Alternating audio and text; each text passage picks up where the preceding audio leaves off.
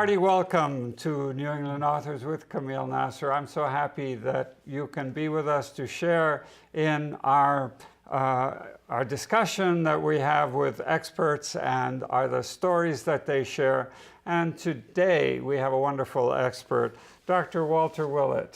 Thank you for being with us. Now, about 17 years ago, this wonderful book, Eat, Drink, and Be Healthy, the Harvard Medical School Guide to Healthy Eating came out. And you just released a new version of it. What new science, what new research has emerged that made you, which is very different from the original book? Well, the bottom line is actually not different at all, in fact. And that's because in the original version, I was really careful to base the conclusions, the recommendations on the most solid science I could find. Not just one study, not just one perspective, but where multiple lines of evidence came together. And that is what you really want for a solid foundation for dietary recommendations and advice. And since that time, of course, we have many new studies. We've learned a lot, but still the bottom elements of a healthy diet, the bottom line, hasn't really changed that much. We have a lot more detailed information about how it works, what all the benefits are, and the benefits have expanded greatly since that first edition. But even though the conclusions didn't change too much, I thought it was important to have an updated version because anyone like you would want to know what have we learned in the meantime, and has that changed our recommendations. But some things were added here about climate, for example. Yes, there is a whole new chapter on the health, the environmental consequences of our food choices. And since the original version, that original version had a paragraph or a little box about that, but it's become much more apparent that this is really an existential issue for the survival of civilization as we know it. And how does that impact nutrition? Yeah, well, there's causal arrows in both directions here, that our food choices affect greenhouse gas production, land use, water use in major ways. Most importantly, high consumption of red meat and other animal source foods are very inefficient in terms of providing food that we eat, in terms of the greenhouse gas production, mainly because we're running 10, 20 times as much grains through an animal as we would if we ate it directly. Right. But also in the other direction, the increases in heat, desertification, essentially land drying out, all of this is affecting food production as well. So that's the bind we're in. We're not feeding our world very well at this point in time. Not enough food for some people, the wrong kind of food for many other people, and we're going to need to feed another 3 billion people by 2050, all in a situation where we're degrading our environment right before our eyes. Yeah. So before you get into the practical things of the food choices, would you say you use the word plant-based diet in here? You don't use it in your first book, right? I don't recall. Maybe I didn't actually use it, but so it was describing a diet that was certainly more plant-based. So is it the trend to be more plant-based?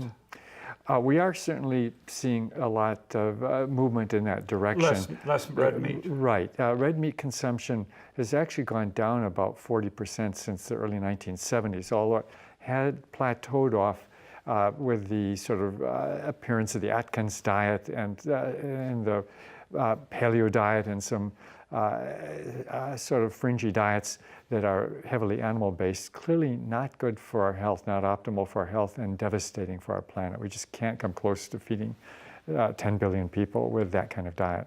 So what's the diet now that you recommend?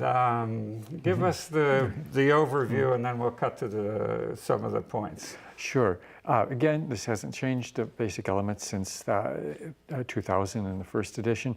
But first of all, healthy forms of fat in the diet. At the time the original book came out, this was right in the middle of the low-fat era. So Yes. this was actually a radical statement, really almost the first time anybody in the establishment, might call it, nutrition community, said that there's a problem with this low-fat mantra. And that the type of fat, we were seeing that the evidence was really showing the type of fat was extremely important. That was a key element of this the first edition, and that's really been reinforced by many layers of evidence since that time. So emphasizing basically plant-sourced types of fat, olive oil, soybean oil. Essentially, if you can pour it, it's going to be a healthy type of fat as long as we haven't partially hydrogenated it. You're very big on on nuts too. Yes, there are other foods that are high fat but very healthy, like nuts. People were told by dietitians and nutritionists in the 90s, avoid nuts because they're high in fat. Yeah. Turns out they're one of the healthiest things we can eat. Avocados, soy products are actually fairly high fat, many of them. Yeah. Then, in addition to healthy fats, we get most of our other calories from carbohydrate, and it's really important that those are not refined starch and sugar, but emphasize whole grain forms of carbohydrate. Then, of course, plenty of fruits and vegetables.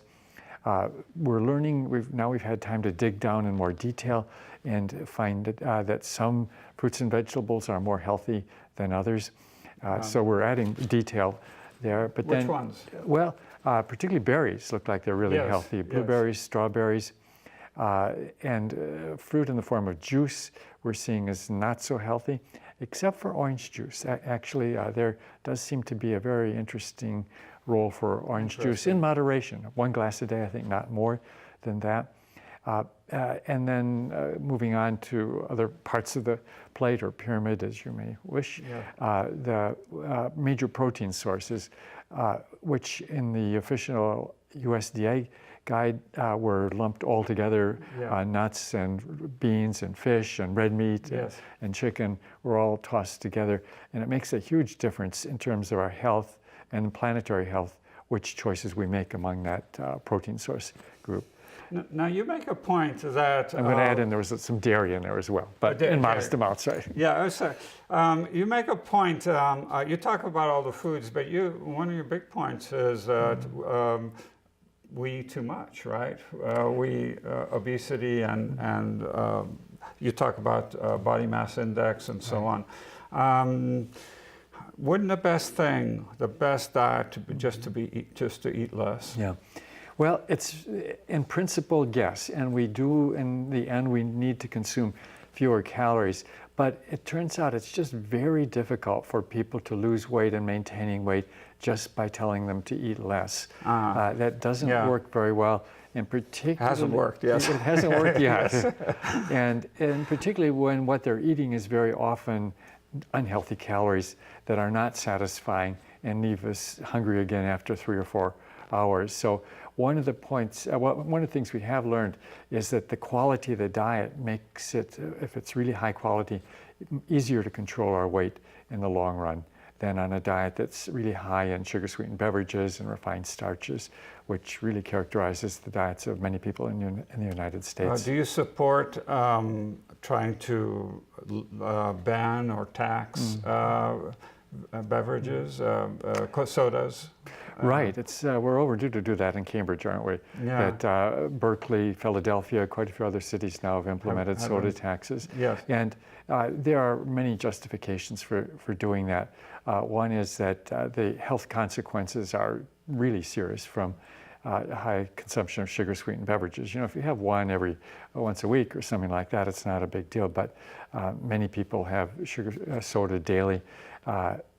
And many people have 3 or 4 servings a day. Also, the evidence for diet sodas is starting to come in as well, isn't that right?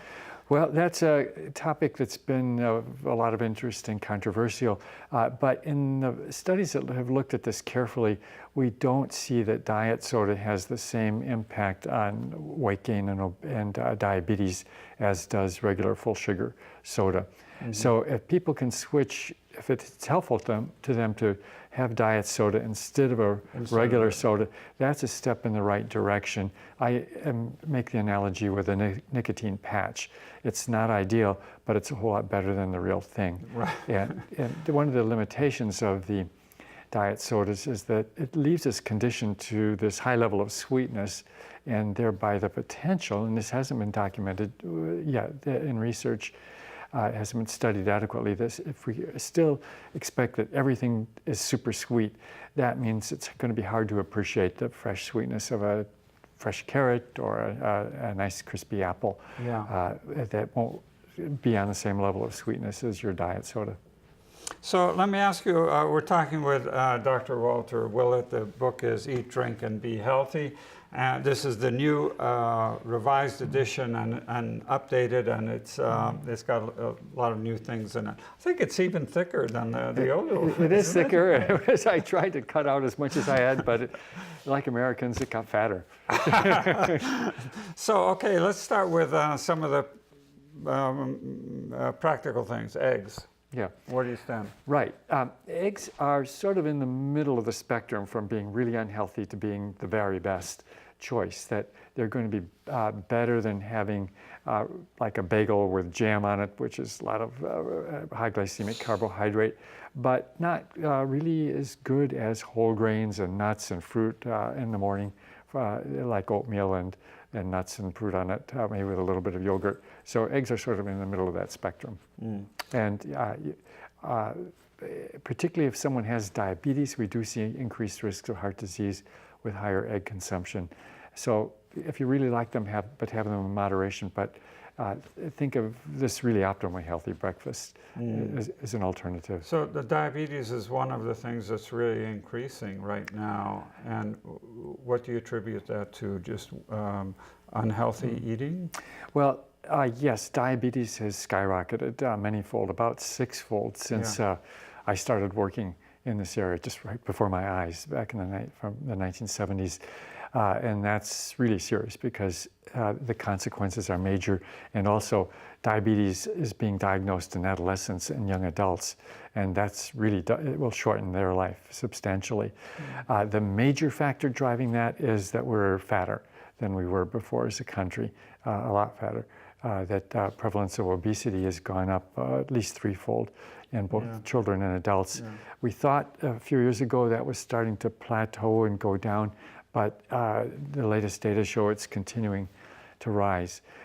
In some places that have really worked hard on that, obesity is not increasing in children. It has plateaued or even coming down a little bit. That's right. So it's not inevitable. We can get on top of this, but we need to be more serious than we have been. And things like the soda tax can help. There's no single solution. We've got to work on many fronts because the consequences are really, we haven't seen the consequences yet. They take a few decades to fully play out. So I'm sure all of us have heard about someone who's takes really good care of themselves, exercises, eats well, and then has cancer at a young age. Or somebody else who smokes and drinks and is overweight and lives to their 90s. Is it just luck?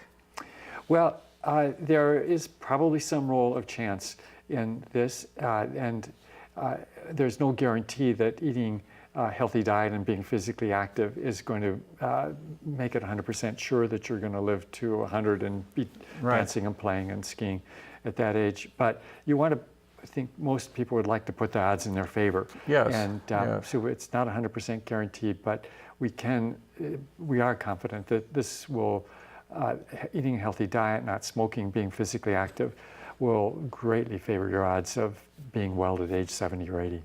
Well, Dr. Willett, tell us, there's a lot of controversy or a lot of studies that have come out, or a lot of statements that have come out that cancers are environmental. That is, they're from what we eat and the way of our lifestyle. Is that true? Yes. That sort of the counter argument is that they're genetically determined and therefore there's not much we can do about it. But the key studies that really showed that cancer and most cancers and most heart disease and stroke were environmental, broadly in the sense that you describe, including the McBurger at the corner and the lack of opportunity for physical activity that a lot of people face. Those are all part of the environment. The key studies were from the 70s and looked at people in different countries and noted, for example, that rates of breast cancer were about 1/8 in Japan and many other countries that were in Asia or low-income countries. But when people moved to the United States, those populations developed rates of cancer that were very similar, sometimes even higher than European Americans living in the United States. So that was very powerful evidence that showed that it was not genetics that was driving these high rates of cancer and heart disease, but something about our diet and lifestyle or environment. And that really motivated our research and the research of many other people to try to understand what it was that was about our diet, lifestyle, and environment that was accounting for these high rates. And we've made some big progress. We haven't identified all the pieces yet, but we've made a lot of progress. So first of all, does it matter what time of day you eat? Is that an issue? There is a high likelihood that it does. There's additional work going on now, but the pattern of eating a lot of calories at the end of the day, our big dinner at most night, of us do, right? Yeah, that's our cultural tradition. Right. That's probably the worst pattern, in part because we're getting a big load of blood sugar surging into our vessels. We're having a lot of the fat being absorbed. And if we're even modestly physically active after a meal, it essentially burns off all that sugar, all that fat, or puts it away. Go for a walk after a meal. Right. But the trouble is, if we have that big meal at night, typically we sort of stagger to the television or go to bed and don't burn it off. It's floating around, doing bad things to our metabolism and vessels all night long. So what about alcohol? Yes, complicated issue, and we have learned more. There are definitely adverse consequences to alcohol consumption. We've known a lot of them for a long time: traffic accidents, addiction, and what's become clearer over the last couple of decades that even small amounts of alcohol, one drink a day or less, can increase breast cancer risk measurably. And that's serious. On the other hand, there's really clear evidence that moderate alcohol reduces risk of heart disease. So there's a balance of risk and benefits. If someone's in middle-aged and moderately at risk of heart disease, then overall there's lower total mortality with moderate alcohol consumption. But if you're at very low risk for heart disease by being young or being female and active and otherwise healthy, then the balance of risks and benefits is probably going to be more on the risk side. So this is complicated. Well, this goes into something I was going to ask, is that there's a lot of information out there, different diets, different people say, this is good, this is bad and stuff. And you get so confused. For example, I never know what oil to cook with because everybody's saying there's a different thing. How can we find out who to trust besides your book? Read my book. Yes. That's what it's about. Read your book. You don't list the different kinds of oil, if I remember right. There's a table in there, yes. Is there? Okay. Right, yes. But you're absolutely right that there's overload of information. Anybody can set themselves up as being an expert. And the public is understandably confused. And there's layers of reason for that, including the media that often focuses on man biting dog in the latest new study. And that the most reliable information comes when you have different lines of evidence, replicated, confirmed studies, all pointing to the same conclusion. And that's what I really tried to focus on in this book. Butter or margarine? Yes, back in 1980, it probably would have been butter. The main answer, though, is none of the above. And olive oil, liquid vegetable oils will be better than either. But now the margarines have, because of our research and confirmatory studies, the producers have removed trans fat from the margarines. and they're a lot better than they were in 1980. Yes. If you had to make that choice, I would go with the margarines that are on our shelves now, but in general, at home we use neither for 95% of what we consume. And then a little butter if you like the flavor, use it. Yeah, olive oil is better. So how about soy milk or cow milk, a little cheese, yogurt? Yeah, that's a good question. We don't have the final evidence on that. Dairy is the most complicated issue. In fact, it's the most interesting sort of issue in the pyramid or a plate, because there's a lot of nutrition there. It's not all bad like a Coke would be. On the other hand, drinking large amounts of milk all our life is a pretty weird behavior, limited to a small part of the globe. And we see some negative aspects. We see higher risk of prostate cancer, maybe some other cancers. And interestingly, high consumption as an adolescent makes kids grow taller, and that actually makes them have higher risk of fractures. So I think having dairy, it's not necessary, it's not an essential part of our diet. If you want to have it in moderation, probably better in the form of yogurt. There's probably some advantages of having it that way. And if you like a liquid solution to pour on things, soy milk or almond milk can be a good choice, but a lot of them are loaded up with sugar. So go with a low sugar version of one of those. Now, our foods are very well labeled, but I see very few people in the store going to look at the label, right? And read the label. And maybe the label's a little too confusing. It's in grams, and Americans don't know what grams are. And there was an idea that we should have like a 3-star or 5-star label for calories, fats, and so on. Would you be in favor of that? Yeah. Well, first of all, actually the labels do make a big difference. Surveys show, not everybody certainly, but a fairly high percentage of the population does look at that and pay some attention to it. And perhaps even most importantly, having to declare the content of a food changed food producers, manufacturers to alter their products. And once trans fat got on the label, very quickly the manufacturers took it out. So a little sunlight was really important there. But there is, I think, some reason to have some what's called front of the package labeling, to give a very simplified version so people can spot a red flag or be a little bit reassured that it's probably in general a healthier product. I think there is desirability in that. Exactly how to do that, there are several different schemes. Some of them would not be so good that just label total fat, because that can often drive people to eat a lot of unhealthy starch. So we have to be really careful about how we do go about the front of package labeling. Yes. So there's another thing, that if you're in the cities, if you're in Providence or you're in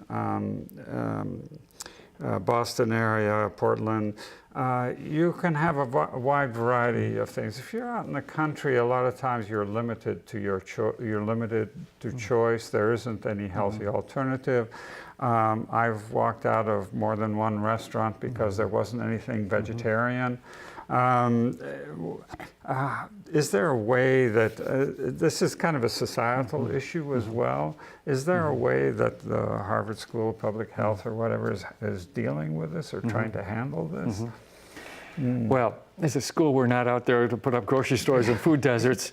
I think identifying the problems, looking for general solutions is important. And it is a bit ironic that some of the food deserts are out where the food is being produced. But some of these places have become depopulated, and there's not the critical mass of people even to support a store, which relates to the way we produce food in this country. There's big sociological consequences there. Some of these are challenges. There may be interesting solutions in part with having food delivery services, that being able to order food from Amazon. Yes.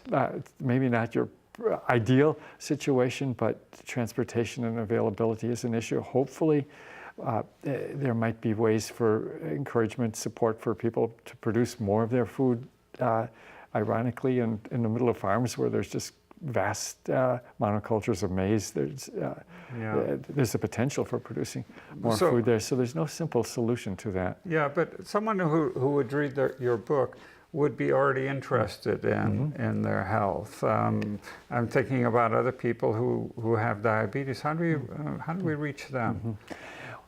Well, actually, the basic healthy diet there for most people with diabetes will be a very good starting point. Clearly, they need to talk to their healthcare provider about that. Unfortunately, healthcare providers, and I've been one, rarely say anything about how to eat a healthy diet. Right. And we physicians like to write prescriptions for drugs and do procedures. Exactly. But I was just at an international meeting of cardiologists and asked how many of them knew what their patients were eating, and 0 raised their hand. That's a sad commentary on how we practice medicine. So I think if somebody has diabetes, this is a good starting point. And we have looked at people in our studies who have diabetes, and this same dietary pattern is related to lower risk of the complications, heart attacks and other vascular complications. So even though if one has that condition, there's still a lot that can be done about avoiding the consequences of diabetes and many other medical conditions. Yeah.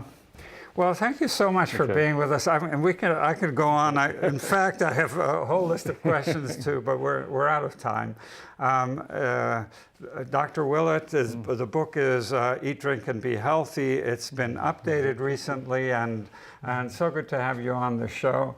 And we look forward to a more healthy planet. Yeah. This is New England Authors with Kameel Nasr. Thank you.